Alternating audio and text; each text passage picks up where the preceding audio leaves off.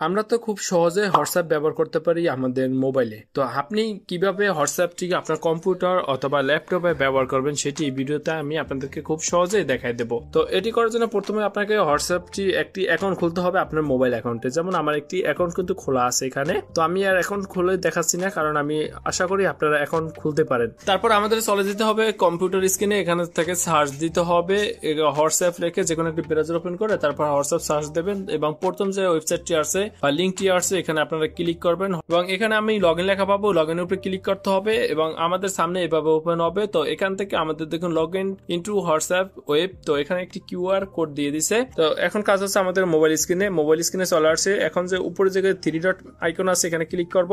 এখানে ক্লিক করার পর আমাদের লিঙ্ক ডিভাইস এখানে ক্লিক করতে হবে এবং এখান থেকে লিঙ্ক ডিভাইস আবার লেখা আসছে এখানে ক্লিক করতে হবে এবং এখন কিন্তু আমাদের কিউআর কোড স্ক্যান করার জন্য অপশনটি চলে আসছে। যে ডেস্কটপে যে কিউআর কোডটা আছে এটি যদি স্ক্যান করি তাহলে দেখবো আমাদের অটোমেটিক ভাবে কিন্তু আমাদের হোয়াটসঅ্যাপটি ওখানে লগ ইন হইতেছে। দেখ আমার যে কম্পিউটারের সাথে কানেক্ট হয়েছে সেটি কিন্তু অপশন চলে আসছে এবং আমার অটোমেটিক ভাবে কিন্তু আমার কানেক্ট হয়ে গেল কম্পিউটারে। তো এইভাবে কিন্তু আপনারা খুব সহজেই আপনার মোবাইল থেকে হোয়াটসঅ্যাপটি ব্যবহার করতে পারেন আপনার কম্পিউটার, ল্যাপটপ অথবা নোটবুকে। ভিডিওটি এই পর্যন্ত ভালো লাগলে লাইক, কমেন্ট এবং চ্যানেলটি সাবস্ক্রাইব করতে ভুলবেন না।